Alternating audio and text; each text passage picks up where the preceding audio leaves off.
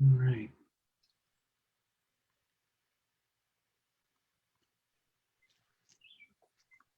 Okay, guys, we're just going to get started in a sec, waiting for the Facebook live feed.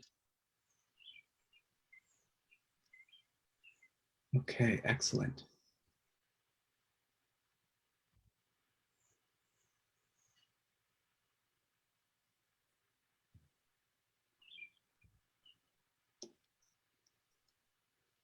All right. Okay, I think we're all set.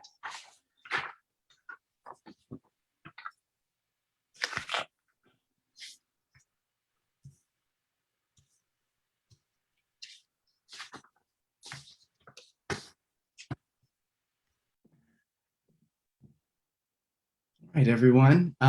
Welcome.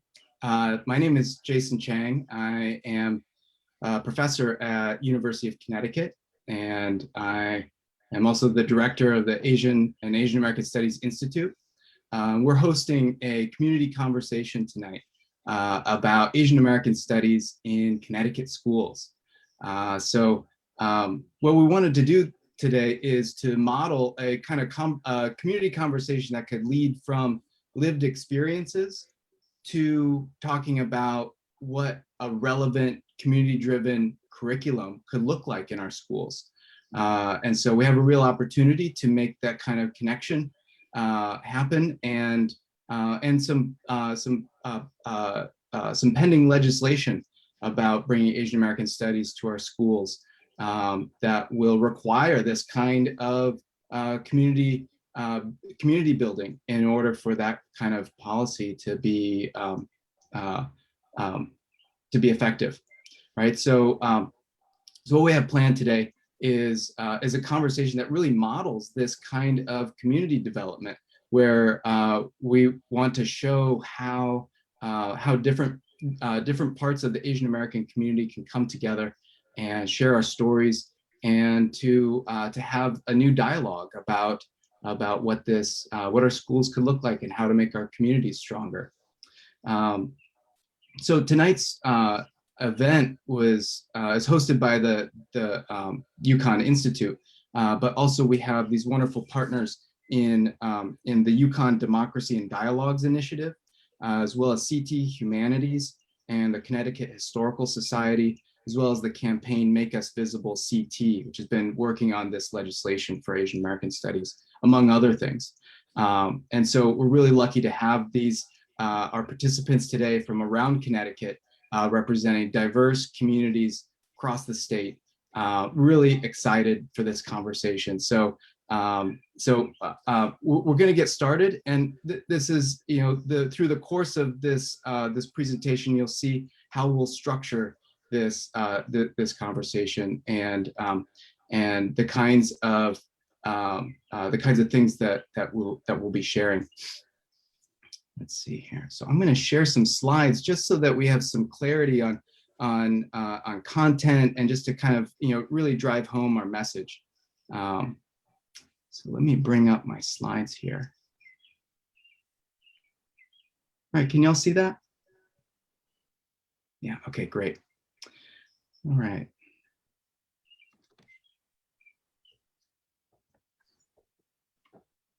Okay, so first I want to start with Indigenous land acknowledgement.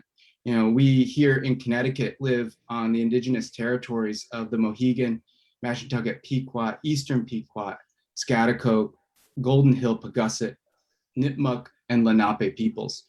And European settlers occupied this land by force and enriched themselves through the enslavement of their indigenous neighbors and the importation and traffic of captive Africans. And it's upon this foundation which we practice Asian and Asian American studies.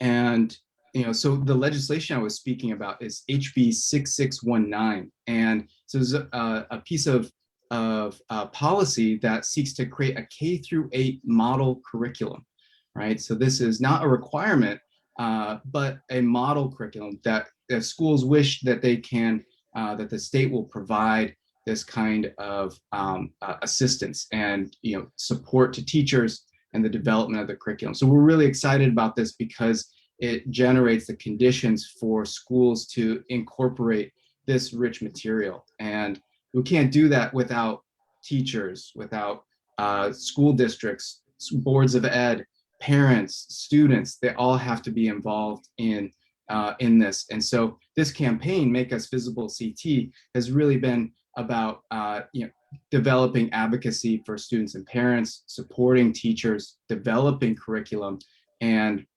building community.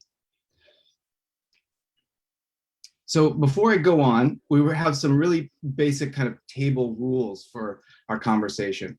And these are just some basic ways to structure the conversation. And I don't expect us to have any issues tonight because I've really handpicked all of you because of where you are in the state and the work that you're doing in education. But nevertheless, I really want to model what kinds of tools and the structure of a conversation is going to be useful to most people, given a number of other contexts in which they might want to use this conversation. So at schools or PTOs or any other context, really. This is a conversation that will help build community among Asian Americans and develop a deeper kind of conception about how to work towards a broader community. So the table rules are: be honest, right? We're here to support each other, and that listening is as important as talking. And listen, and if you disagree, use even if you disagree, right? And so we want to use I statements. We don't talk about in hypotheticals, but use I statements. Speak for yourself, and that everyone understands that this is not a debate. Right? We're not here to convince or persuade anyone, but the talk is a dialogue, and that we want to have open and honest engagement with each other. And if you do have any criticism for each other, that we want to criticize the idea and not the person, right? And that this is also an opportunity that you're not required to speak. So if you want to pass, if you're not comfortable, that is totally acceptable in the conversation. And also that we want to be brief, and everyone, we will need to honor the time in order for us to allow time to hear from everyone. And then we also want people to be able to step back from speaking, but then also step forward when it's their turn. And then also confidentiality. And this is, there's an asterisk here because we're doing this as a demonstration, as a model for how to hold these conversations. So, but I think it's that you want to, keep the stories in the group, but share the lessons. I think that's one way to kind of think about what confidentiality might mean for your group. Let's see here. So we hope this dialogue really fosters, mutual understanding and helps establish trust and connection and community. The purpose is not to persuade or convince others, but to share, listen, and try to understand. Right? That's the real goal of this. So the purpose of listening and learning from each other is to develop the necessary connections for collective action. And that's the thing that we really want to get after. And so we hope that today's dialogue will be the beginning of more conversations, not only for this group, but also for other groups. And so this is modeled off of the Fishbowl Dialog. And it's a timed and a structured conversation. So each participant will be given 3 minutes per round. And then our goal is to connect our lived experience as Asian Americans to what an effective curriculum would look like. And we'll start by sharing personal experiences, histories, and values, and then consider those in the context of the issues that are most important to us, and share some of the tensions in our communities. And then we'll have an opportunity to ask questions of one another.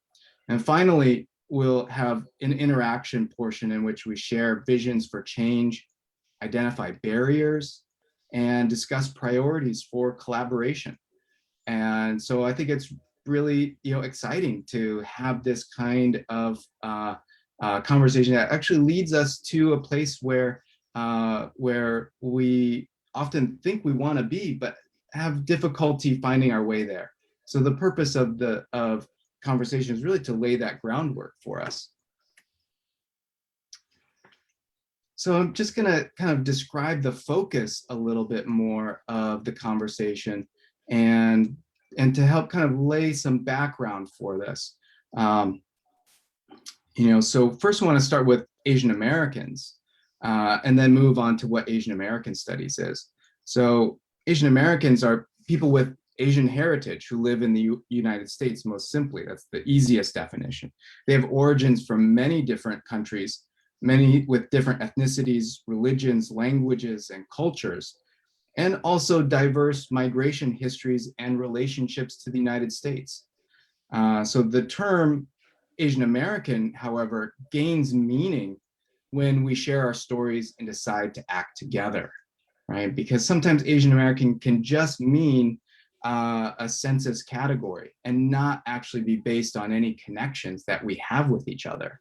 So having these kinds of conversations are essential for the term Asian American to have a more collective and shared meaning. And so, one consequence of the mainstream invisibility of Asian Americans is that we don't get chances to get to know each other. So this is laying the foundation for that, providing a structure for that. Asian American studies, on the other hand, is an academic field of scholarship about the history, culture, and politics of these people. And this field, it has distinctive interdisciplinary methods of inquiry and uses Asian American experiences, actions, and cultural expressions to understand the world.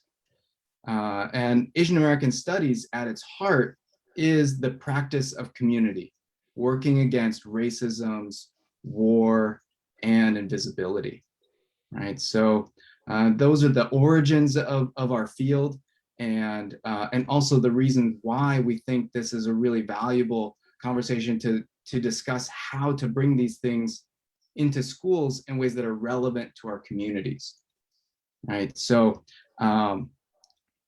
so with that, I want to start with some introductions. So I'm going to stop sharing here so we can see each other again.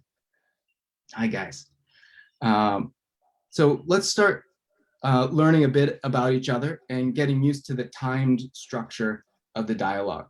So let's, just using one breath, please share your name, where you're zooming in from, and something that you're interested in learning in this conversation.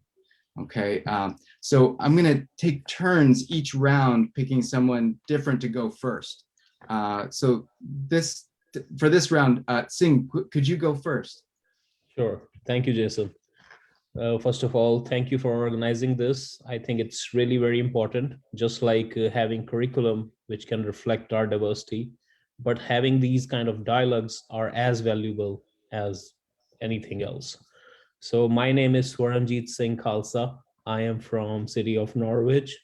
I am serving in Board of Education of Norwich as well, and living here for more than a decade now. And I feel blessed to be in this platform today, sharing my experiences, sharing my community experiences, and getting to know each and every one of you as well. Thank you. Thank you, Singh. Kathy, can you go next? Sure. My name is Kathy Wee. I am zooming in from Westport, Connecticut, and I have 3 elementary age kids, and I'm very excited to be a part of this panel. I was nervous, but just wanting to connect with other Asian Americans across the state and find out what your experiences are, be able to share what mine is, and also to learn. I mean, I just feel like I have so much to learn and to learn from others as well. So thank you, Kathy. Thank you.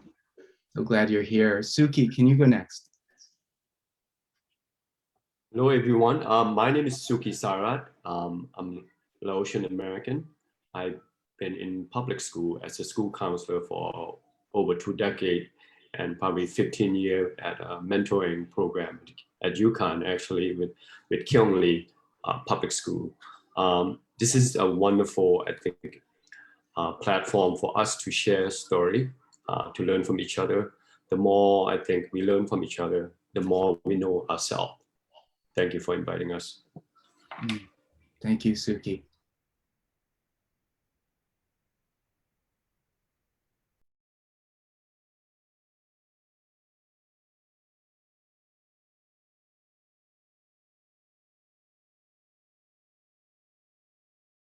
Originally from Wethersfield, but currently living in New Haven. And something I'm interested in is learning what push are we doing, right? Aside from just wanting to push to include Asian American studies in the curriculum, also what is happening to be more inclusive than just that, and not just stopping on adding it, but also what steps are being taken to be fully inclusive of what that would mean in public schools. Awesome. Yes, thank you. Thank you. And Mike, can you go? Yeah. Thanks for organizing this. I'm so excited to learn. Oh, I'm in West Hartford, Connecticut right now. And I taught high school in Farmington. And I'm super excited to hear from different Asian American voices, because I know that my experience does not represent all experiences, and just to like uncover a lot of my blind spots. Mm-hmm. Yeah, wonderful. Thank you. And indeed, you know, this is hopefully, you know, my approach is always to think of Asian American studies as a window into, you know, a much broader kind of cosmopolitan understanding of you know, addressing multiple issues. And Asian American studies has always been embedded in looking at the relationships with other groups, and really, you know, thinking about understanding U.S. society in a much more critical way that is inclusive and dynamic, right? So, so thank you everyone for this wonderful energy and your participation today. Let's see. So we're going to get started with the first slide. I'm just going to flash this up to get us started, right? So you can see. So here, we're going to start. Round one is biographies and beliefs. So in this round, you'll have 3 minutes to tell a story from your life that has shaped your understanding of what it means to be Asian American, and or to describe an experience when the term Asian American held particular importance for you. So for this round, let's have Kathy go first. Would you mind going first? Sure. So I was born and raised in the U.S. to immigrant parents, and but I've always very strongly identified with my Asian heritage. I'm Korean, just through my family and culture, language, food, everything.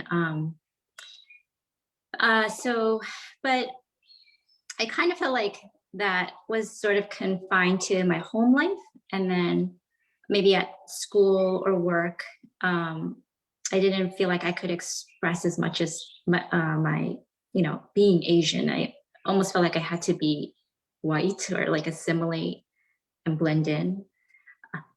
And then, but you know, I've had some racist incidents happen growing up, and I actually did always speak up. I felt like I had to say something.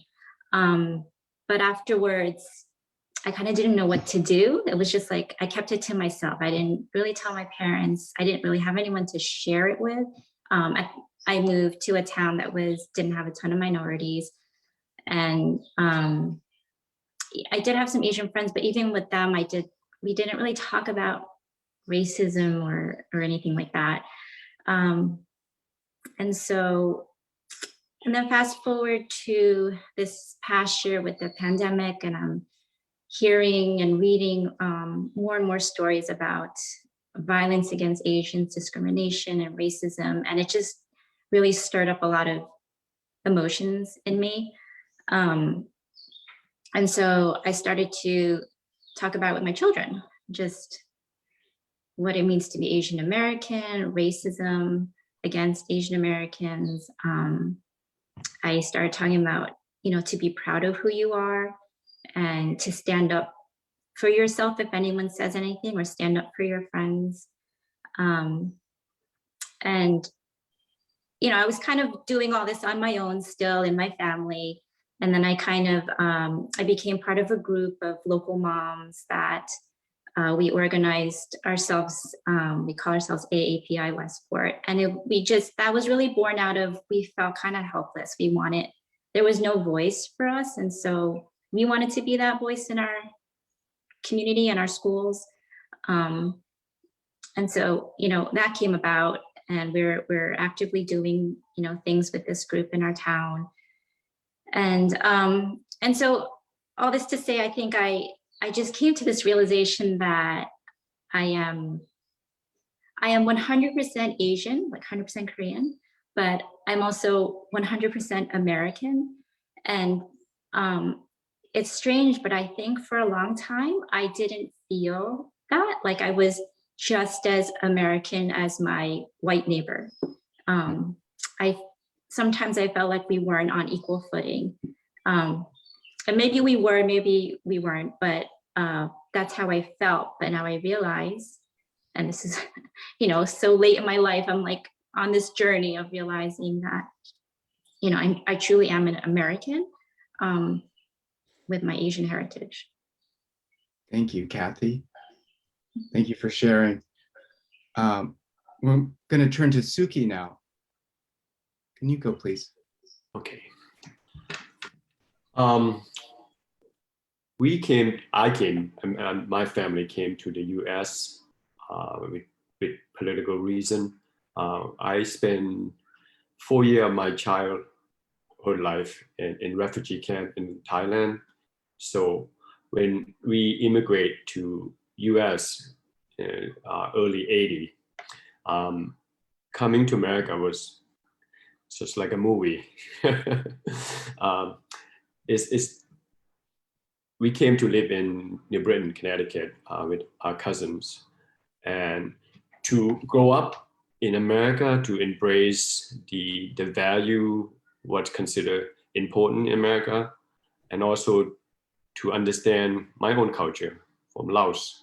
My parents always taught to be proud of myself, and I do that for my family and my 2 kids. My kids are biracial, and I teach them to value their strength and understand their weakness and work on that. So yeah, being American is a concept for me. I haven't embraced it yet, even though I've been here for a long time. So being Asian is what I embrace the most. So I understand being Asian American is about, but I'm proud to be Asian. I'm proud to be Laotian American. So yeah, so there's a lot to learn. Sometimes I run into being Asian American as a concept or as a practice, where when you have to check your name on some paper to to establish what you're doing and what you want, So yeah.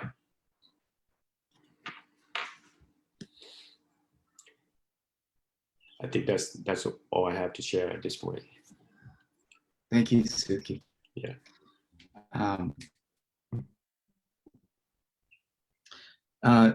Next, I want to turn to Luna. Can you go next? Yeah, can you hear me well? Yeah, okay, cool.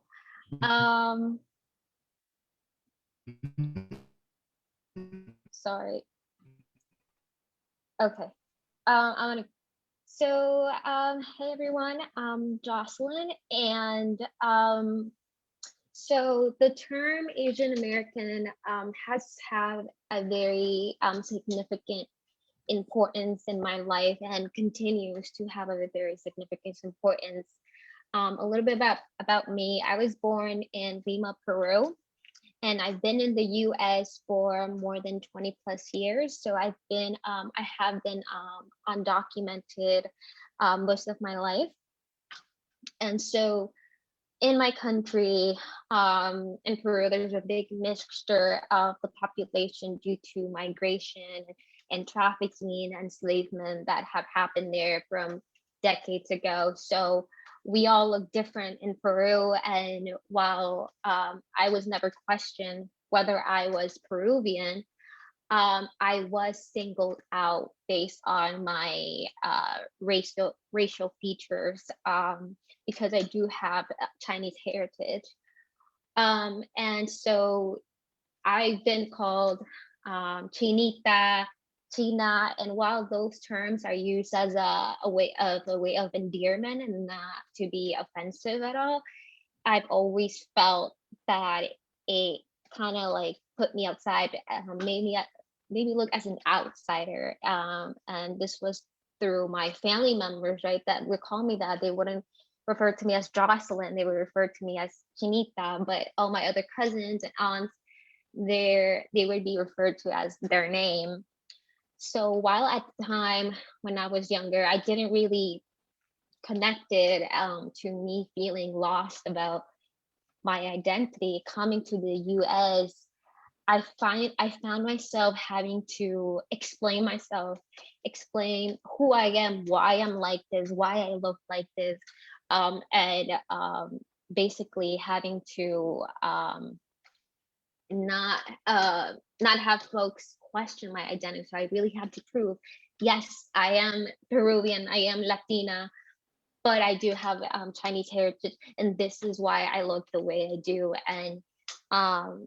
And that has always, and that as I've grown older has caused a lot of confusion and like identity crisis as who I really am. And this has been amplified, right? Because the representation that they are for Latinx people are usually light skin, light eyes, light brown or blonde hair, and very different than what the actual population looks like in Latin America. So, and it's the same way in Peru, where the people that are highlighted or signified in the media don't look like me, and then here as well. So I grew up with that identity crisis and not feeling Latina enough because of my racial features, but also not feeling like I am Chinese enough because this has been a heritage, and I'm not really aware of much of the culture and the language and what it means to be Chinese, and also don't know how I feel about that, how I struggle with that, because I'm like, but I don't understand it and I want to understand it. But then would that be me not looking at it right or something? So I have a lot of questions, and sorry, I know my time is up, but yeah, thank you. Incredibly thankful for your courage and your story. Thank you. Was using the name Luna, and you prefer Yoselyn?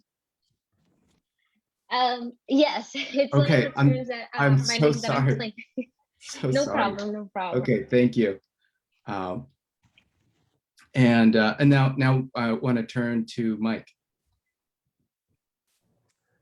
Thank you for sharing that, Jocelyn. So I think a little bit about multiracial parenting because my wife and I are expecting a baby in a couple weeks now, 2 weeks, I think. And this little guy will be multiracial. So I'm very interested in, hearing your perspective on things. When did my Asian American identity hit me in the face? So a little bit of history. My parents are from Hong Kong. I was born in Chicago. We lived by Chinatown. So that was kind of my relationship to the community. And then I went to high school in mostly white suburb. Went back to teach in Chicago and then have been in Connecticut for 3 years teaching high school at a mostly white suburban high school. And in all those places, I just didn't think about it that much, right? Being around the Chinese church growing up, there was always some Asians around me, but we weren't particularly political in movements. And at UC Irvine, I think it's like more than half Asian, and all the clubs, were cultural clubs, Chinese club or Korean club, and seemed a little more social. And so coming to teach at Farmington, it wasn't until I was kind of in the mentoring role. So there's an Asian American club, and me being the only Asian teacher showing up out of nowhere, I default became, I don't know, the advisor. And so that's when I had to think about, wait a second, there's an Indian club, Muslim club. What does it actually mean to be Asian American? Like, where did that term come from? And I had to look it up as a 32-year-old man. And it comes from like 1960s, right? Around Black Power movement, when Asian Americans decided to come together and take action, like political action together. And so that changed the way I had to think about how I was advising the club, because the number one event that the club put on was to go to the middle school for East Asia Day for that unit. And to me, it hit me wrong in the gut. I was like, it seems like you want our kids to dress up, and be kind of exoticized and orientalized, and, tell you about martial arts and our languages. And you just want to see us as this outside group, kind of this perpetual foreigner. And so we had some good conversations around that. And I also talked with the middle school teacher. And so we just added some different perspectives to that presentation, as opposed to, perpetuating the perpetual foreigner. And so since then, I found the Racial Justice Toolkit, the Asian American Racial Justice Toolkit, which has been super helpful. And so since then, having experienced some racial incidents at school, I've decided to move on and focus on providing mental health care specifically for Asian Americans. And so seeing as our group is least likely to reach out for mental health support, I think there's like a huge need there, and that's kind of where I'm going. Thank you, Mike. And last but certainly not least, Singh, can you go? Yes, thank you, Jason. So all of your experiences, I think I can relate to one way or the another, because seems like, Asian American is a very broad perspective, but being in that South Asian belt, we have faced these kind of things in India, discrimination in India, and even Sikhs has to go through Sikh genocide in India. So I can relate, our people also came to America or Canada after 1984 Sikh genocide. So of course, there's a lot of pain in our community as well. But, we are one of the most visible Asian Americans, I will say, having the star and beard and other articles of faith, but our religion is based upon optimism. It's called spirit of Chardi Kala. So of course, there were many battles we have to face on political grounds, not having our homeland, independent homeland. But other thing is identity crisis. Like we have educated more than 1,200 police officers in Connecticut who Sikhs are, because it's very important that first responders know if there's a hate crime on Sikh. And we have experiences so much stuff, like after 9/11, bullying, harassment, we lost so many community members. Then the thing that struck me, very hard, I came in 2007, and I came here to do my master's degree. So I was blessed to have some communication skills and being able to talk to the other folks and being able to make them understand who I am, where I'm from. but most of our people don't have that ability, and I think that's one of the major barrier, that we have to face. And but August 5th, 2012, when there was an attack in Wisconsin Gurudwara, Sikh place of worship and learning, that was the moment I was working at my retail outlet store. And when I saw that news that was covered in all major newspaper, that just took something away from me, that we came here to enjoy religious freedom. We came here because we wanted equality, and we want to talk about equity, and we want to live a peaceful life. But even over here we are not safe. So we try to do more and more outreach activities just to create more awareness. And even in Connecticut legislation, we were able to pass November 1st as a Sikh Genocide Remembrance Day, because of course, it's not just addressing the trauma of your people, providing them closure, but also acknowledging that this community came here for these reasons, and we need to be welcoming, and we need to create more understanding about them. But these were some of my thoughts, being Asian American or being a Sikh American. And, I shared most of the drawbacks, that even within the AAPI community, a lot of time it seems like Sikhs get forgotten, because, even though census 2020 this year acknowledged Sikhs as a separate ethnicity as well. But I think not having that geographical area sometimes limit us in the discussions. So I was very glad when Jason included me in that. But we need to increase more representation in our communities. We need to get more active. So this is what I will say for now. Thank you. Feel so lucky to have you all in this conversation. Thank you. We're going to move now to the next slide, which will take us in a little bit deeper into this conversation. So with this one, I want us to identify 3 issues. Could be immigration or war, education, religion, for example, that are important to you because of your lived experience or identity. And then what idea or value might connect you to these issues? What are the things that are the thread that bind those things together?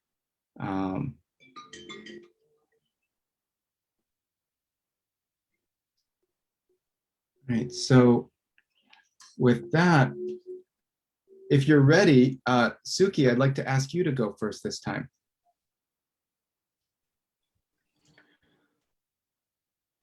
The issue that I deal with in my day-to-day life, I work in Kyongli public school, and it's on northeast corner of Connecticut. It's a worldwide poor community, and as an immigrant, to work there taught me a lot of the value of the people who I work with, and also I think I'm able to integrate it in my own belief. Everyone, that belief is everyone deserves respect, being treated with compassion and kindness. As I speak to you, I have an accent. So every time I speak to someone, the question is always, where are you from? And I jokingly would say, I'm from Mansfield.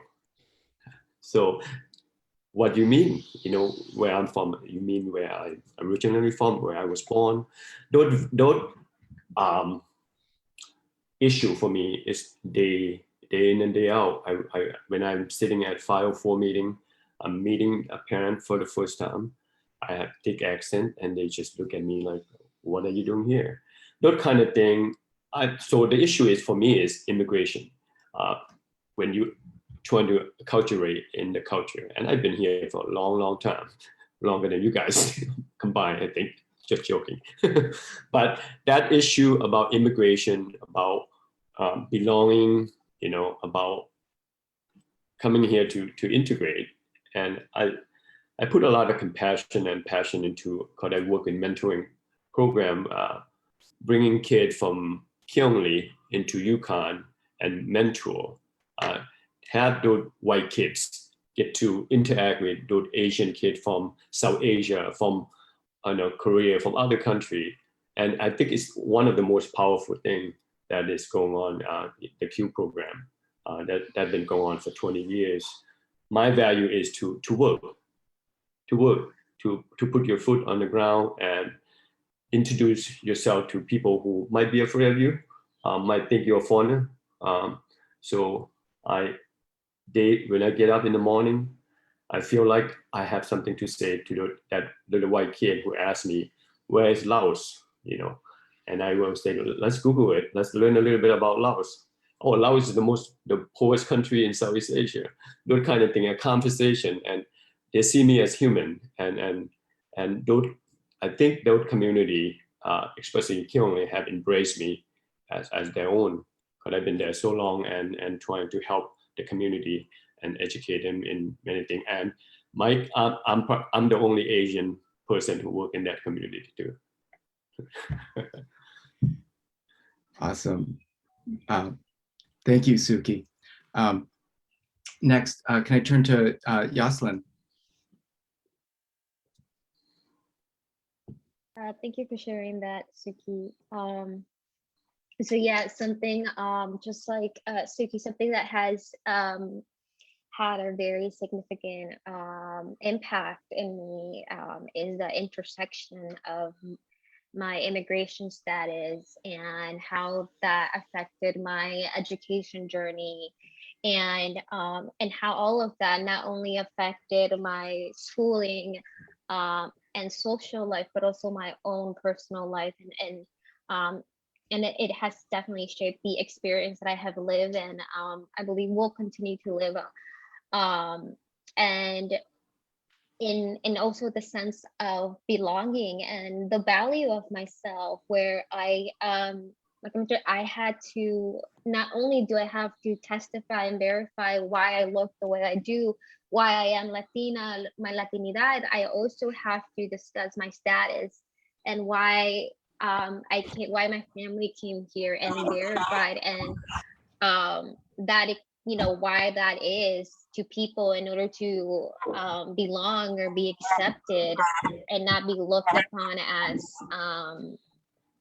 as something bad or different. So all of that has definitely connected and really shaped my life and how I look at things, and also having the strength to raise my voice and have to correct people, and know that I don't have to explain to people who I am, why I came from there, or wherever. It's something that I had to gather strength and really had to do some self-reflecting for years to now be able to speak up and say I don't have to, like, I am the way I am, and I'm proud to be the way I am, proud that I am. And that's what I have to say about that.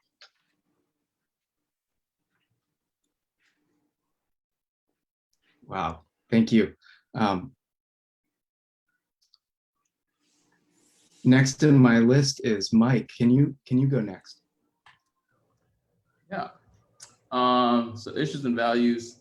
So the thing I'm focused on now is kind of supporting how do I become the best support for Asian American mental health, and also like how can we mentor folks. Essentially, I want to help the younger versions of myself, and I'm so grateful, right, for the therapy that I had at the time that I did. But I also wish, maybe if my parents were aware of it, it was not as stigmatized, or they were just aware that maybe if I had had interventions more at a younger age, maybe I could, bypass or accelerate some of the struggles maybe of the lessons learned. So I think I was definitely subconsciously affected by model minority myth, that we're kind of, robots and producers and emotionless and don't speak up when things are messed up.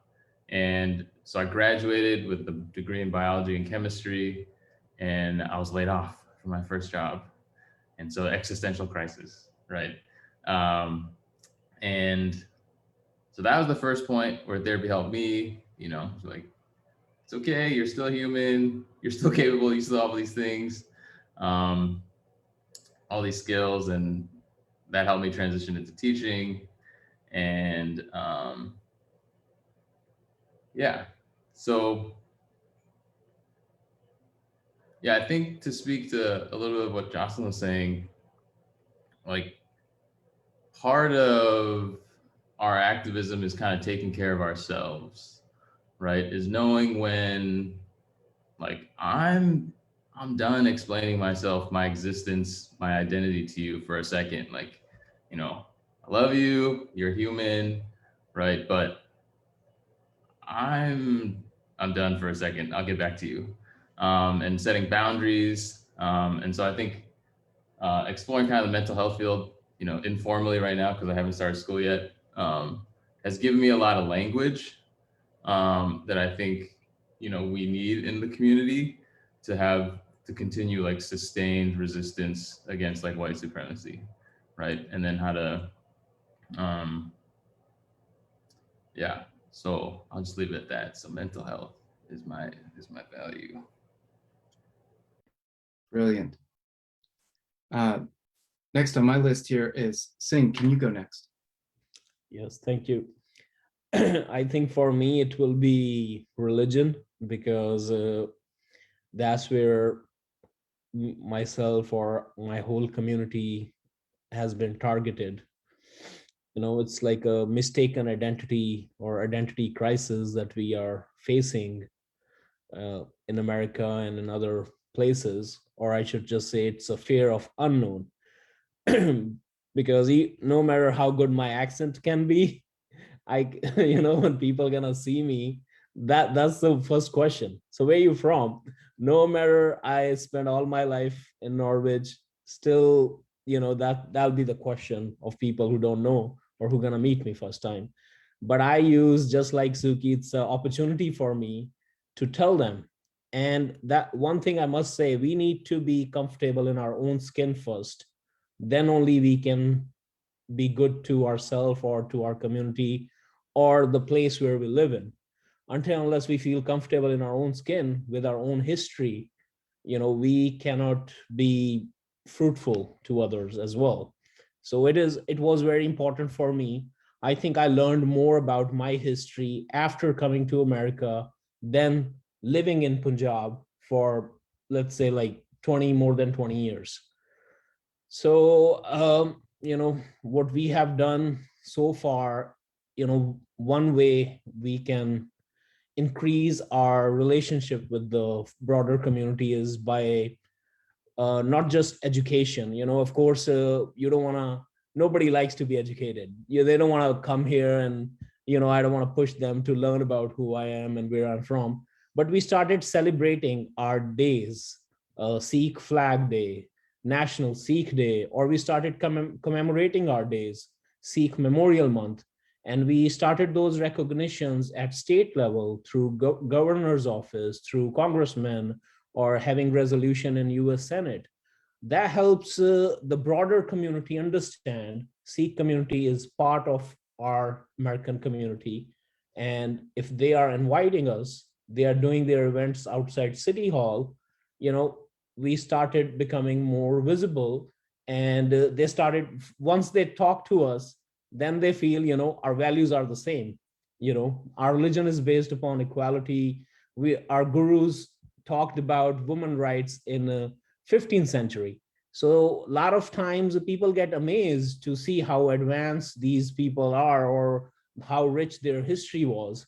And the other thing is that, you know, if we don't tell our history, somebody else will in their own narrative, which will be harmful to us. So we need to be on front lines, telling our story in our narrative.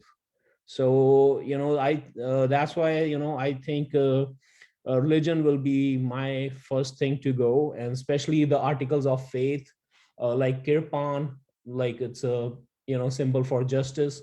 But if you don't have understanding, you might feel it's a threatening thing, it's a weapon. So there are so many things that we need to make our broader community understand, and once they understand, they will feel comfortable. Like we recently, I gave testimony on Senate. Thank you, Singh. Yeah, thank you. Sorry to interrupt, but we'll hopefully have time to come back to that experience. And for the last person for this round, we want is Kathy. Can you go next? Sure. I'll speak on religion as how it influenced me growing up. I grew up in the church. My parents took me from a young age, and it was mostly, it was like all Korean people.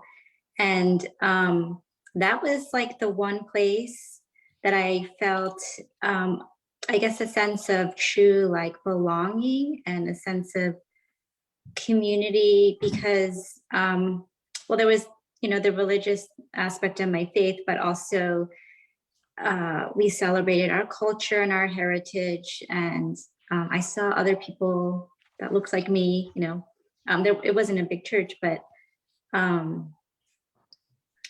think a lot of Asian immigrants, when they came to the States, like my parents' generation, they migrated to these types of organizations and churches, because that's where they felt like they could find their community as immigrants. And I'll kind of intersect that with education, and why, from my experience, maybe why I didn't feel as much of that sense of belonging or community is there's just such a lack of any acknowledgement of Asian Americans in history. Or, I mean, if you think of like in other nations when they're learning their history, like in China, and they can look at all these figures and notable people and really kind of see themselves in these people, maybe in this historical figures. And here in the States, I cannot recall really learning about any Asian figure. Maybe Asian history, all I can remember is like World War II and Japanese internment, but beyond that, there really wasn't much. And so I'm learning that there still really isn't that much, but it's, I think there's a real push and a movement, obviously, with Jason and what we're doing here to help bring it to our schools and have it be part of the curriculum. But yeah, they're just, for our kids, like my kids, I want them to see themselves in our history. Like, it's not just, Christopher Columbus, Pilgrims, George Washington, like there were Asians here, long before, like I grew up thinking it was like my parents' generation, but really hundreds of years before, there were waves of Asians coming in and then not allowed to come in. And just, but we're not really learning that. Our kids aren't really learning that. And so yes, education definitely is something that is very important to me.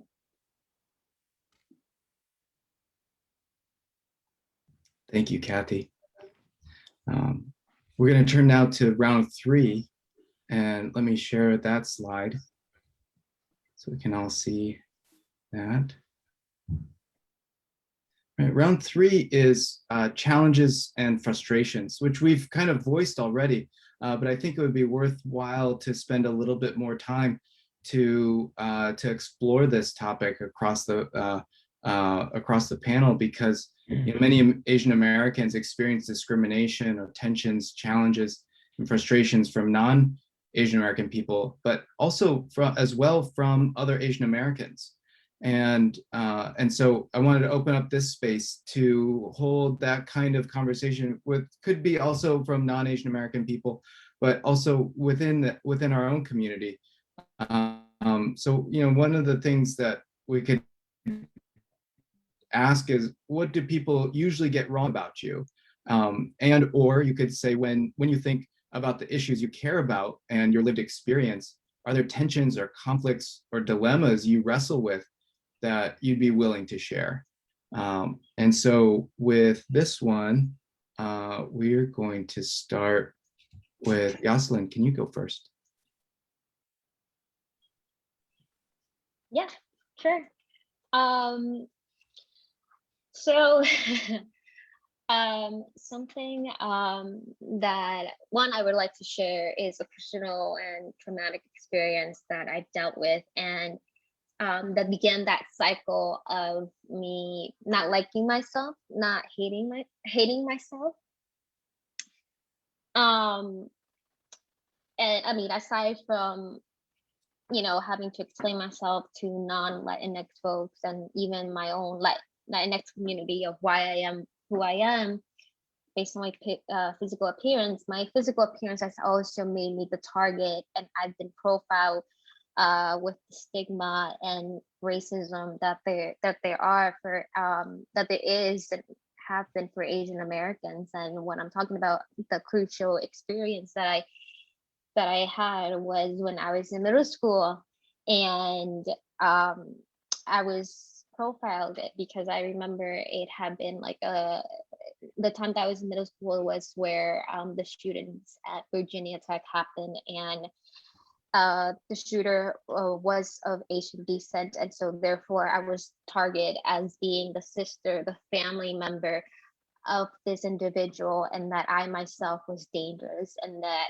I was going to shoot up the school, and having my whole class and also the school being worried and vilifying me because they were afraid, because they believed these rumors, this profile that my class had put on me, and it's something that really damaged my self-esteem, and having to deal with that for years, and to really love myself, not just on the inside but also on the outside, be proud of how I look, remind myself that the way I look is because of all the suffering that my ancestors that were trafficked from China and came to Peru and were indentured servants, and I am what they fought for. Like, I'm here because of what they fought for, and that I should be proud of the way I look because I still hold on to that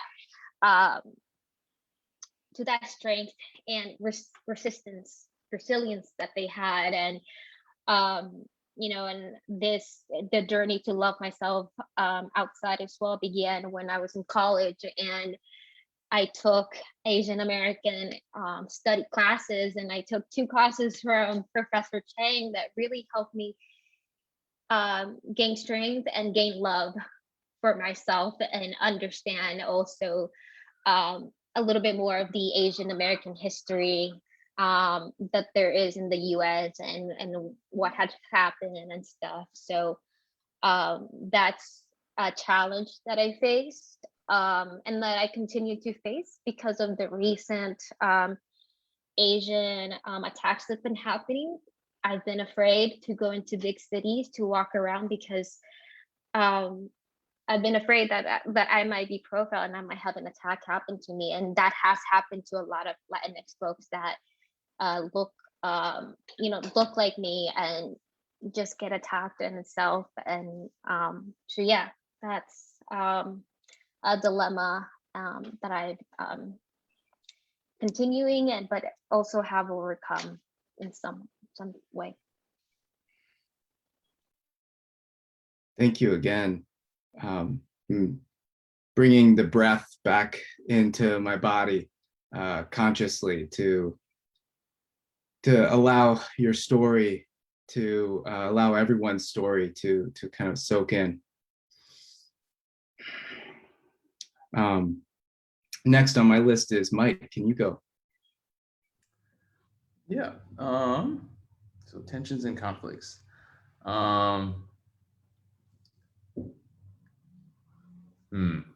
Just kind of a tension I have is when white supremacy kind of sneaks up on you, and then you question your entire reality and existence.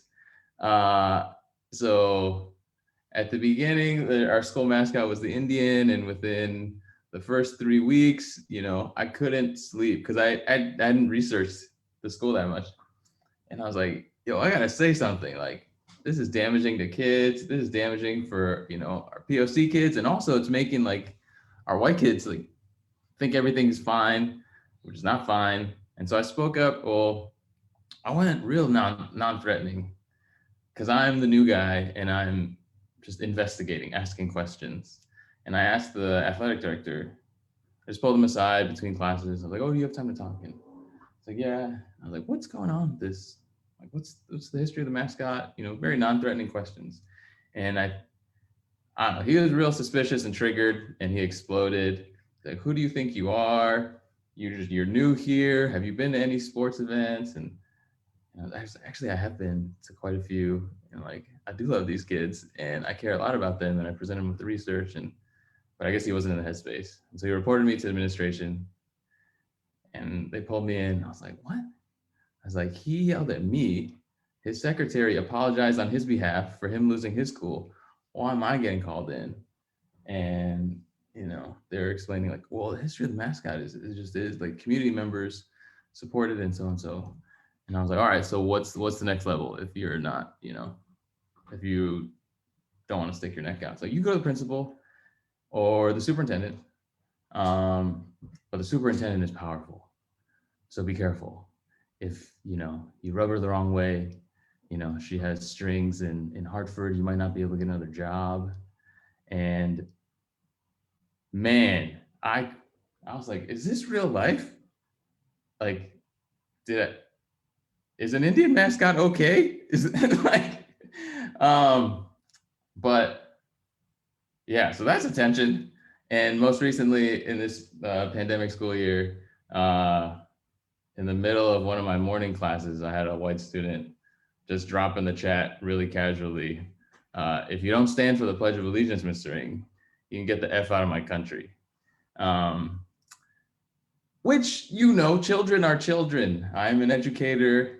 Children make mistakes. That it's not about, I don't want to like, you know, demonize a growing human being.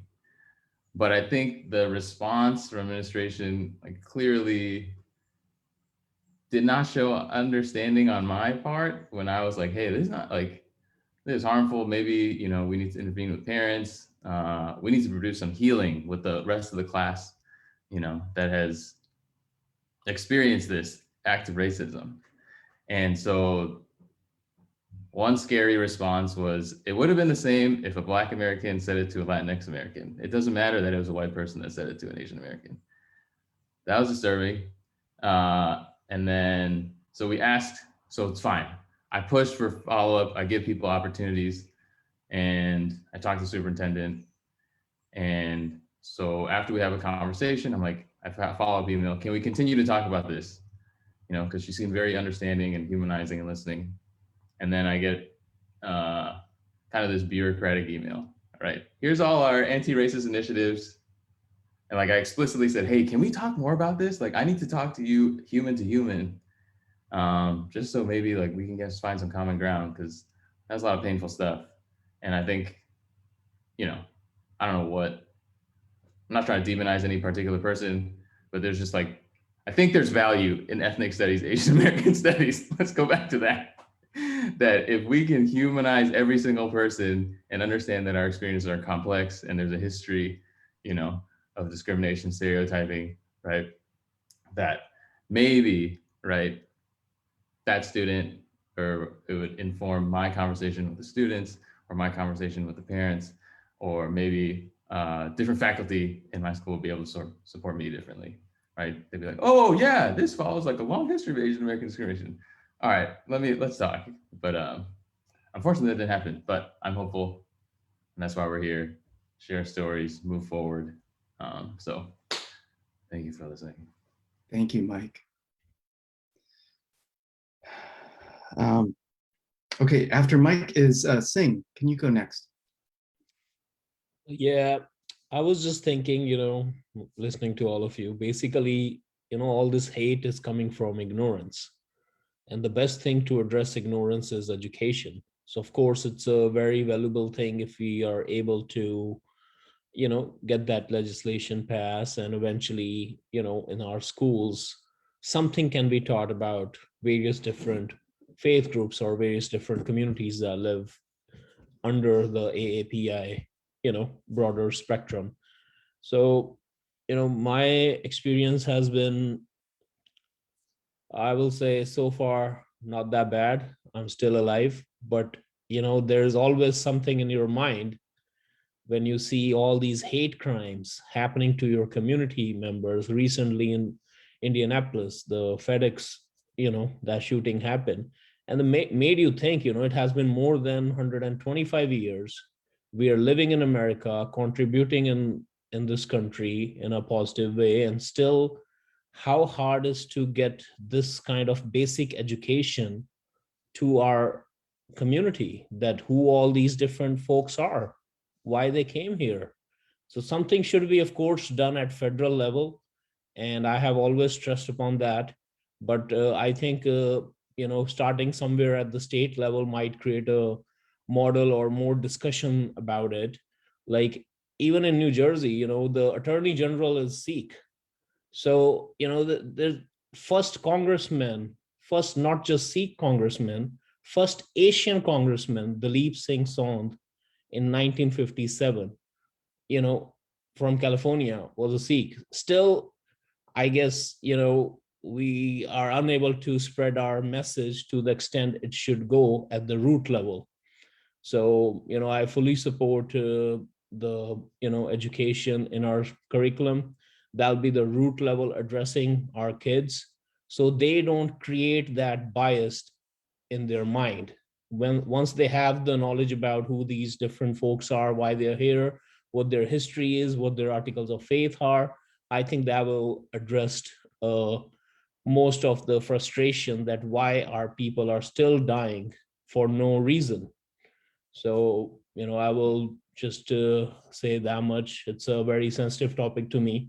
And it's just created so much imbalance in your mind. Like even after thinking this, what else we can do, like we are helping even during COVID, the Sikh community was in the front line, giving masks, but like we don't really want any publicity, but we are part of this community. This is our duty, which we are doing. We are not doing it for, anything else, but still, why still don't people know or how hard it is to just Google things and have just a basic information about different communities? Like I met my friend, he serves with me in BOE from Lao community, he's from Lao, and I didn't know anything about them. So I did my own little research on Google, and now in our public school district, we celebrate over 50 different cultural days, in which Lao New Year is one of them. Sikh New Year is another one. Diwali is one of them. Different various Independence Day is one of them, just to create more acknowledgement of various different communities. So these kind of efforts should be replicated. Thank you. Thank you. Thank you, Singh. And then I want to turn to Kathy. Can you go? Sure. Yeah, I guess a dilemma I feel is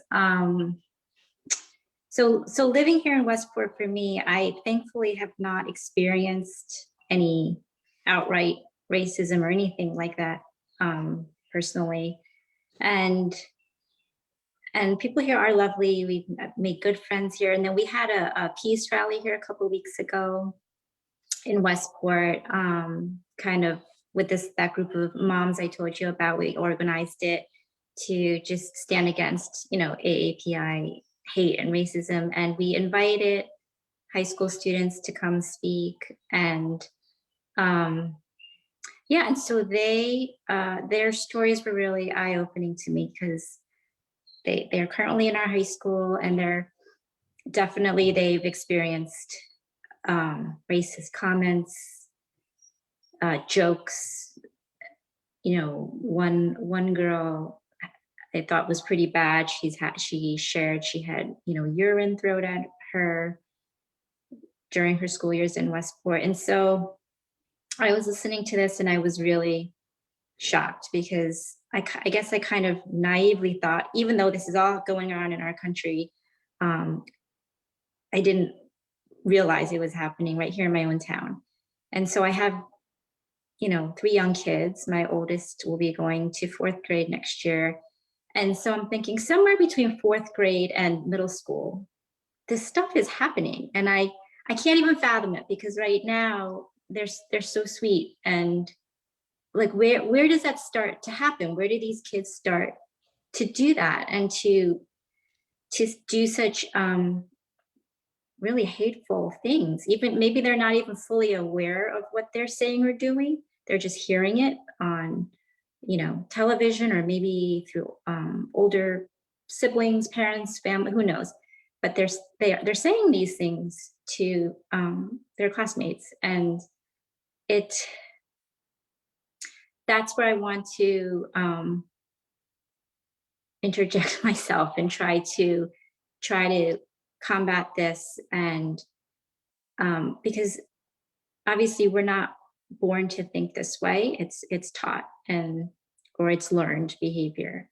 And I cannot be so naive to think, well, it's not going to happen to my kids, and it doesn't happen here. It's, you know, a nice town, and it is a nice town, but it happens everywhere. I mean, right in our neighboring city in New York City, it's like daily horrible, like violent acts. And I just, I'm hoping that through education, building awareness. Oh, tomorrow we're doing, I don't know if you heard of the Asian Gold Ribbon Initiative, where they started this movement to wear gold ribbons tomorrow, or is tomorrow Thursday? Yes, to just highlight, you know, Asian Americans. So we are, you know, last minute scrambling, making all these ribbons and distributing them to just a different facility, stores in our town, and having our kids wear it to school, asking our school administrators to wear it, take a picture, share, just anything it can do to make Asian Americans, like you said, Mike, you humanize them, right? So we're just all human beings, and we're not this group that you hate on, and do whatever you can to bring awareness to that, and start when they're young, start with the kids. So Thank you, Kathy.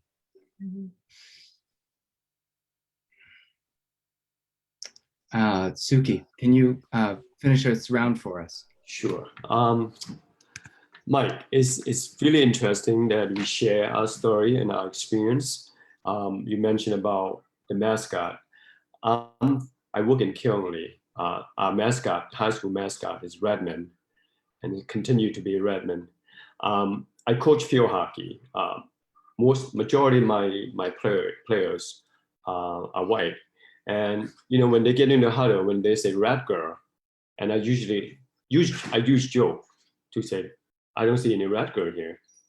You know, you said team, you said whatever you need to say, but that's not my belief and my philosophy, and I am the coach here. So I think for long term, many years, they got my understanding that that's not who we are as people. We don't disrespect other people. That's one thing I learned, Mike, that you have to educate your kids in personal, compassion, kind way, and humor help a little bit, you know. In terms of my work, I work in middle school. 7th grade is the toughest year. It's brutal. Day to day, we have several Asian kids in our school system. I want them to see me. I want to be their role model. And they see my face, oh, Mr. Syharat, he looked like me. I want to be like him. I want to be better than him. Whatever, right? It's funny, last couple of days, I have 2 kids came to me, they're 8th grader. They from obviously Asian, want to talk to me about my experience and interview me about Asian hate. and this is their project for their class. That inspired me to be there for them, and for other white kids, they need to know me. They need to know that I'm not a foreigner. I'm part of their community. That I'm here to help everyone, not just that Asian kid or that Black kid, you know. So yeah, working, being in the front line the last 20 years have not stopped me from not being passionate and helping people. It's going to continue. Sing, I think the work is going to be ongoing, nonstop until the day we die, I think. Yeah. And hopefully someone pick up that work for us, to be involved in our community, to educate and to be part of it. That's so important. Thank you, Souki. That concludes the third round, and our fourth round. Let me show the slide one time just to share with the audience. They can see where we're going. And so round 4 is questions for each other. And so during the past 3 rounds, you may have heard something from your fellow participants that made you curious, or that you found particularly challenging. So in this round, we want to invite any questions you might have for each other, or encourage you to share any appreciation you might have for each other in this conversation. And so I'm gonna put the overall round at a limit of 8 minutes, so that we can end on the right time. But I want to encourage everyone to speak at least once in this round, to either answer a question or ask a question. So I want to just open the floor. Anyone that wants to ask a question, please go ahead.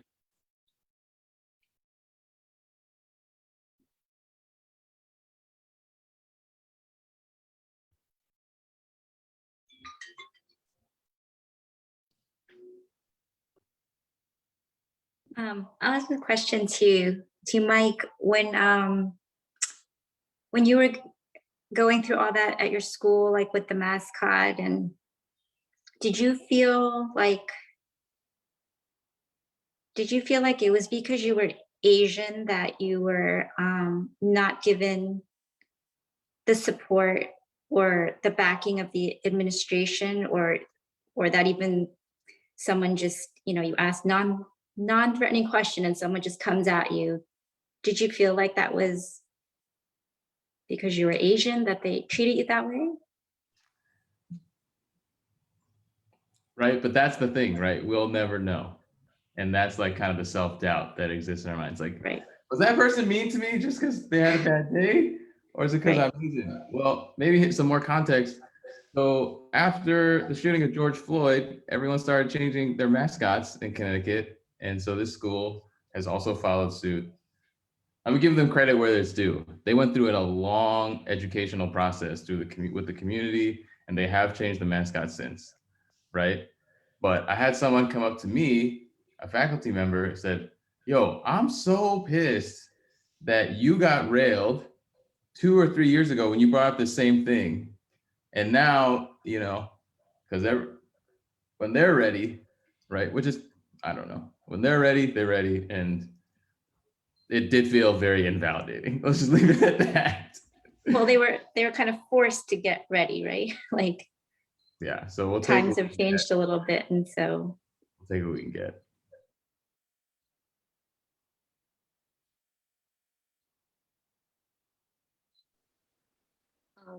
If I can quickly go. Mike, I this is not so much of a question, but I shared what you have gone through in that school, and how the administration didn't do much. I've also had that type of experience where I had a student threaten me, and telling the school, and the student just basically saying, well, he needs to threaten you again, and then we can do something. And the student has had multiple history of doing things like this and even being expelled from other schools, but we can't do anything about it because his parents are threatening to sue us. And he's also a senior, so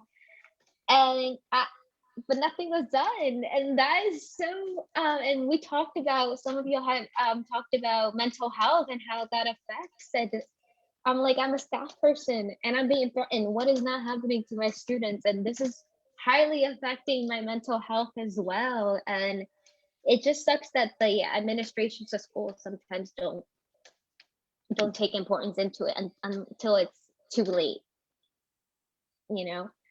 But that is something that I just wanted to say, and share the similarities to your experience. And another question I have, I think for most of you talked about mental health, and is there anything that you're doing either at your schools or communities that is really helpful to folks?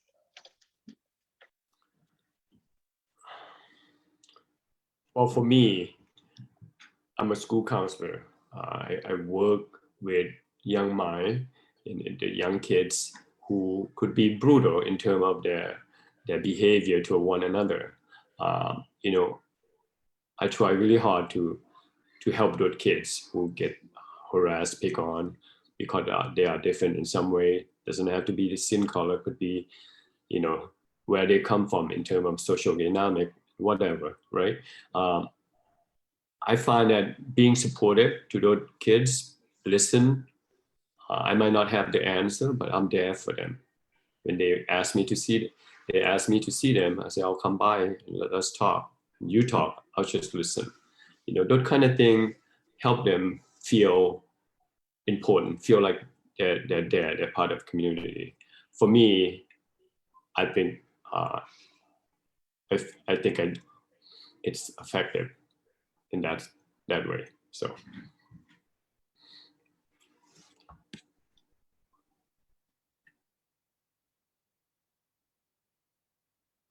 Yeah, I guess, yeah, so we have Asian American Student Union, and so that's kind of like space for our kiddos.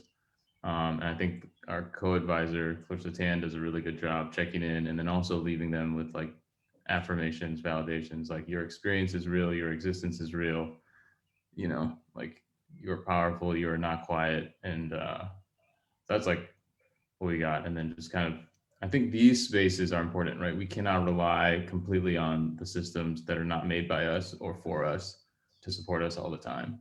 And so that's why I'm really excited kind of with this and moving forward. I'm looking to make connections and seeing how, you know, we can stay in touch and support each other.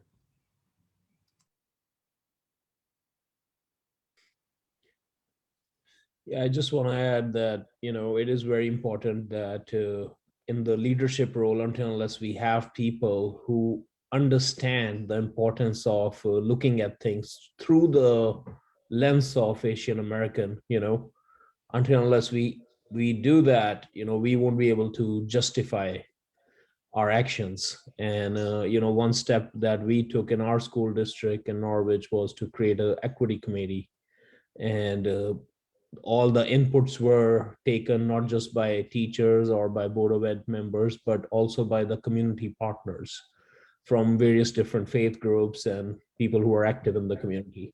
So I think that these kind of initiatives will be helpful if some problem like that comes, like Mike has faced. So people in those positions can understand where Mike is coming from, and they do understand the value behind that dialogue that he's trying to initiate. So we do need people in the leadership role, as well as people who can, you know, see the things through the Asian American lens. Thank you. Yeah, I really agree with that, Singh. And I think, I mean, I commend all of you who are in like education roles or part of the school board, teacher, you know, because you really can influence and bring or be a voice too for our community. You can have, you know, a school board or educators, and they're all all white and they can teach the history, but I think, like you said, to have somebody there looking at it through a point of view and a perspective from as Asian Americans is so important, and it's needed. And our school also is doing an equity study now, and we started a diversity, equity, inclusion committee, and we're trying to bring all of this into our school. And I think we just have to be like in it and a part of it to get the results that we want. So Thank Yeah, I you. just want. Go ahead, Jason. Sorry, Souki, but That's okay. this conversation is a perfect segue to our next step in the conversation. And I can't thank you guys enough for the generosity and the just genuine humanity that we're exploring here. So let me share this last slide just so that we can share with folks who are watching. They can follow our process. And so round 5 is about visions, obstacles, and actions. And so here we want to identify one thing that you think Asian American Studies in Connecticut schools needs to get right. And what barriers do you feel are the biggest obstacles to getting there? And then lastly, what concrete steps might we take as a community, as individuals, to bring Asian American Studies to our schools and make our communities stronger? So this is, that's kind of a lot jam-packed into one question. So this will kind of maybe feel more like a lightning round. And so, with this, I want to start with Mike. Can you go first? Yes, as a former teacher, I'm gonna say we have to sell it to teachers. They need money, pay them to adapt the curriculum to their specific schools, but they also need these community conversations.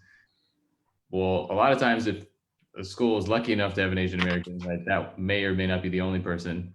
So they're gonna need community, but also anyone who's teaching Asian American Studies or ethnic studies needs to hear a diverse group of voices and see and hear the humans, and hopefully it will be post-COVID and you can see them in real life.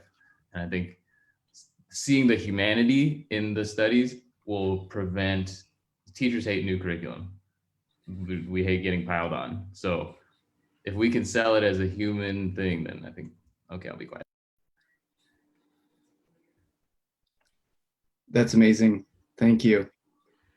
There's still time on the clock if you want to share any more.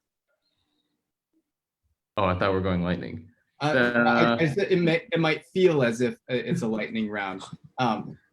You're not obliged to, but you do have some more time. I have a teeny amount. Yeah, I think having community and relationships with other teachers between schools that are not in the same school building is super powerful for teachers, because I think a lot of times school politics can get mishmashed. And then I'll say, I think in your definition of Asian American Studies, right, there's all these other things, and I think we have to stick to those things as far as anti-war, anti-colonialism, anti-colorism, intersection of class, because those are kind of the driving themes, I think, just to make good humans. And that, if we can stick to that, I think, yeah, again, teachers will buy in to making better humans. But don't give me like another 100 years of history to add on to whatever my years of history that I have to teach is. Excellent. Thank you, Mike. And now in the order of the list is Singh. Can you go next? Yes. So yeah, my feel about this is, one thing that we need to make it right in Asian American Studies in Connecticut is also include the faith-based communities, because sometimes those faith-based communities can be left over if they don't have geographical area or they are not in our list of ethnic group. that needs to be included. For example, Sikh community. So this is one thing I feel we need to make sure. The other thing, yeah, I do agree with Mike. We don't need 100 years of history. It could be something simple, you know, one person who did something in Connecticut from that group or from that community, or even something simple as recognizing one of their day in our curriculum, you know, like we recently had a little initiative in our city to put welcome sign in multilingual languages at city entrances, just to make a statement that we welcome everyone. And in our Sikh art gallery, we have a diversity monument in the backside where their different countries, nations are listed and how far they are from Norwich. So something simple can generate the dialogue. And it's more about generating a dialogue than anything, because if somebody's really interested, they can do more research about it, but we need to at least give them a platform to, or make them like aware that these communities or these folks exist and they have contributed to our, you know, our cities or our state or our nation in a very positive way. And I think that will generate a dialogue. And this is the first step we need to, you know, move forward with. And, you know, of course, there's no limit to education, you know. So these are some of the things I will say, you know. Concrete steps, when it comes to concrete steps, of course, you know, getting something passed in legislation will be really helpful, because I think that's the first step for enforcement. And, you know, then again, resources is very important, you know, unless you give resources to the communities, like budgets are already tight. So if we are really serious about getting something done, we need to provide those school districts some resources along with passing the legislation, you know. So I think that'll be my, you know, take on this whole issue. And yeah, keep up the good work, you know, it's never ending work. Thank you, Singh. Next is Kathy. Would you mind going? I guess I'll share from like a parent of a student perspective, is to advocate and mobilize your school community to act when that curriculum, that model curriculum is made. Like you said, it won't be mandatory. It's up to the schools to adopt it. So attend the BOE meetings, write to the BOE. It's something I actually really learned the past 2 years. I was on the PTA exec board. And so I really realized how important that is, to have that be a part of that conversation with the schools, and kind of like, you know, be the squeaky wheel, or you don't even just have your opinion, your voice known, because they actually do read your letters, and they do listen. And I'm sure the collective voice can influence them in one way or another. So, and I would say, you know, some barriers, just from what recently I saw something on our town Facebook where next month, you know, is Pride Day. So I think our schools are doing something to celebrate. It's called UBU Day. Very innocuous, just telling that's the message. There's no other, you know, underlying message to that. But I think some people got like freaked out, a little bit scared, like what is the school going to be teaching? They're going to, a parent used the word indoctrinate, some, you know, and it really isn't. But I think when people don't know and they speak out of fear because they don't know. So I think we can maybe anticipate some pushback, like people may not want, I don't think in our town, everyone even wanted the equity study actually. So there probably will be some pushback. People might think money is better spent elsewhere or something. But I mean, it's coming down from the state. So I think we have every right to advocate for it. push for it and help, like however we can, I think, and be a voice for our kids. And what were the other things? So concrete steps, right? For me would just be involved with your town, and you don't even have to be a parent necessarily. This is important for our community, so just be aware, be involved. Brilliant, thank you, Kathy. And next on my list is Souki. Can you go next? This is a very frustrating topic in terms of how do we integrate Asian literature and Asian history, into a public school. You know, I've been in public schools for so long that I've seen it recommended, pushed through it, but it won't pass. From what I learned is concrete. For example, Q program, UConn, kids UConn bridging education is we take all these kids and bring them to UConn and match them up with kids who are totally different background, ethnicity, socioeconomic, just all the rainbow that you could think of, and we match them up. And if, you know, Asian Institute could be involved with that, send the kid in and just be engaged and hand-on education and interaction. I think that's very effective. You know, our Q program been around for 20 years. We lost funding. We scrape and trying to beg and trying to get that funding going. We bus the kid once a month on Saturday, spend the whole Saturday with those kids. And the success in terms of those kids, one day go to high school, they want to go to college. The concept of college to them is such a foreign thing. I'm talking about kids from lower income, kids who's minority, who never thought of going to college or thinking about doing something that is going to be productive and healthy in their society and feed their family. You know, I think you just have to do it. You know, you just can't just say it. You know, that's I've been doing it for 20 years, and it worked. You know, so. Thank you, Souki. Next is Yoselyn. Can you go next? Yes.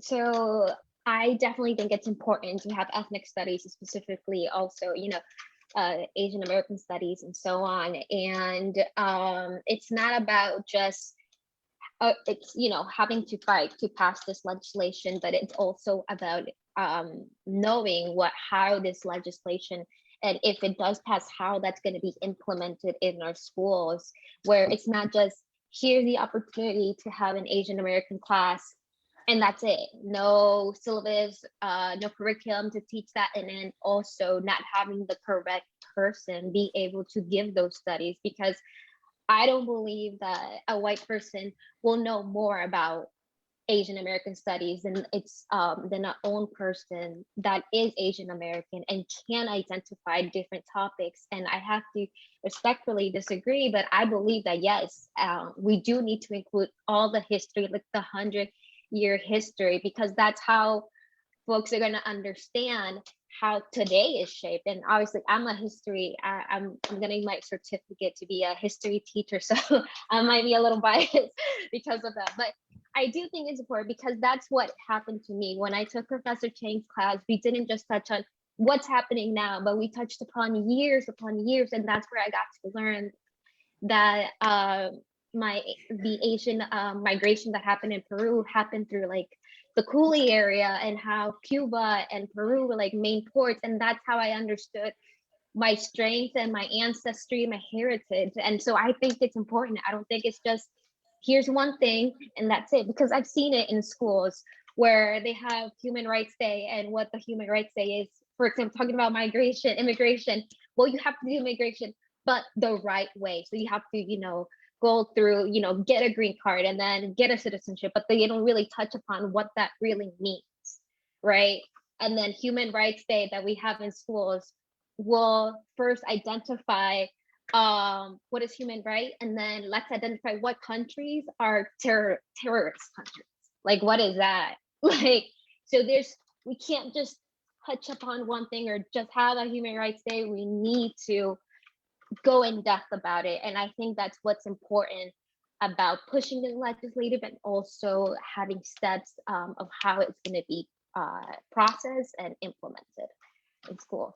And quickly, I just want to say I'm part of like a committee that's working on this legislation that's also going to pass about increasing high school graduation and students to do the FAFSA or institutional aid. But the thing is, they're not giving up steps. It's like, well, we want to do this and that's it. And it's only to highlight, oh, Connecticut is doing this, but it doesn't really speak about what's that going to take, school counselors work and so on. So it's something that I'm fighting for, one, not just to pass, but also to give the steps and information the schools need, because they lack a lot of things. So I'm there pushing and pushing. So that's what I have to say. Thank you. Thank you, Yoselyn. Thank you, everyone. This is incredibly rich. And thank you for participating in this community conversation.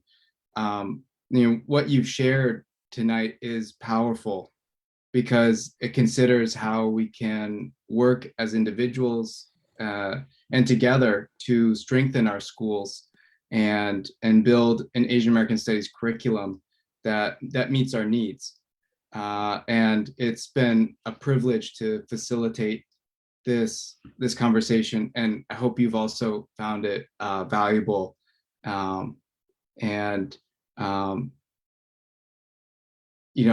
Sometimes you never can expect what kind of magic can happen, but I'm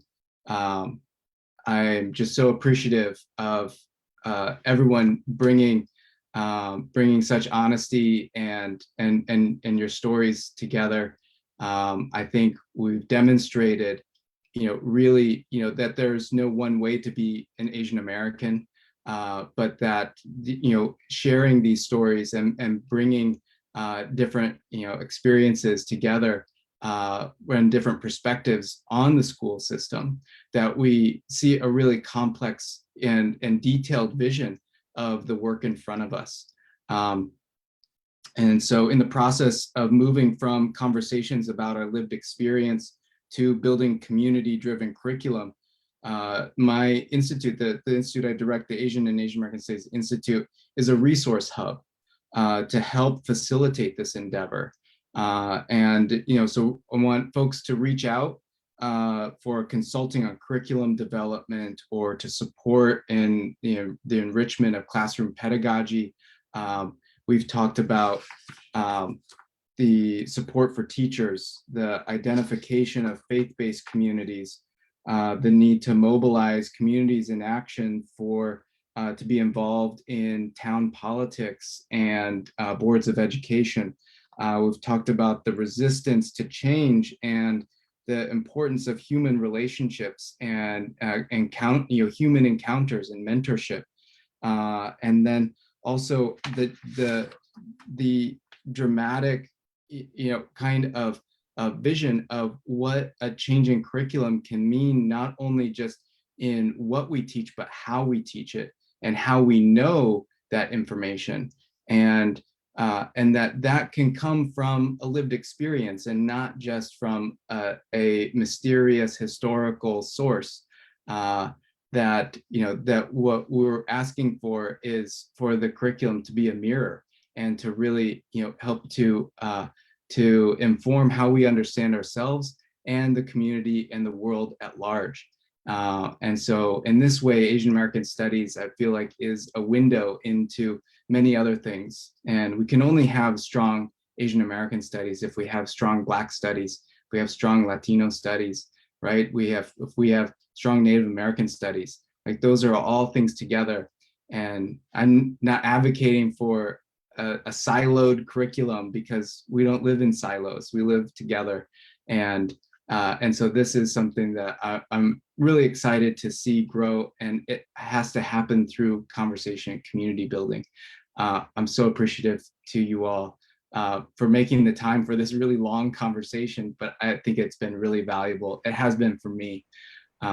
So thank you. I'll let, and you can share any last comments you'd like to say, and then we'll close the conversation.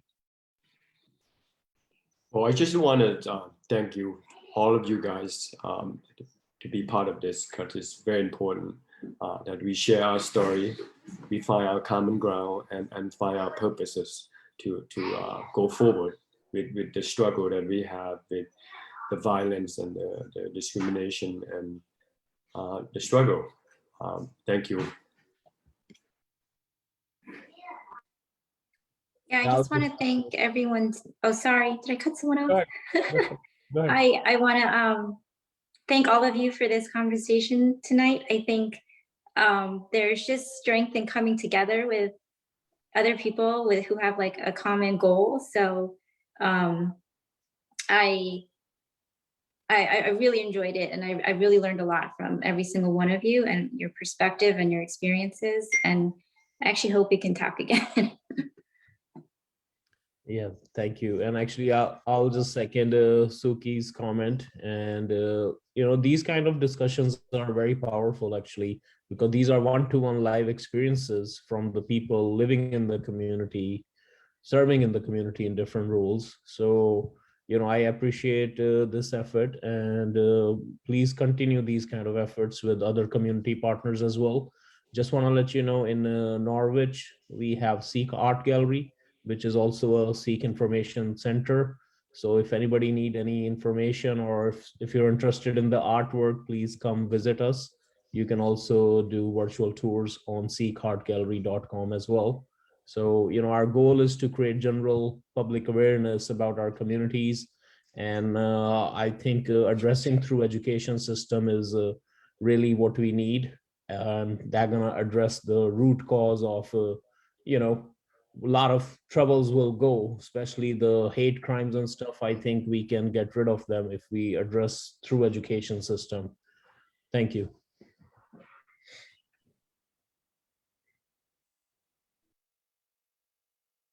Yeah, I just want to thank everyone. Thanks for organizing this. It's been like healing and also empowering, knowing that everyone is working in different lanes.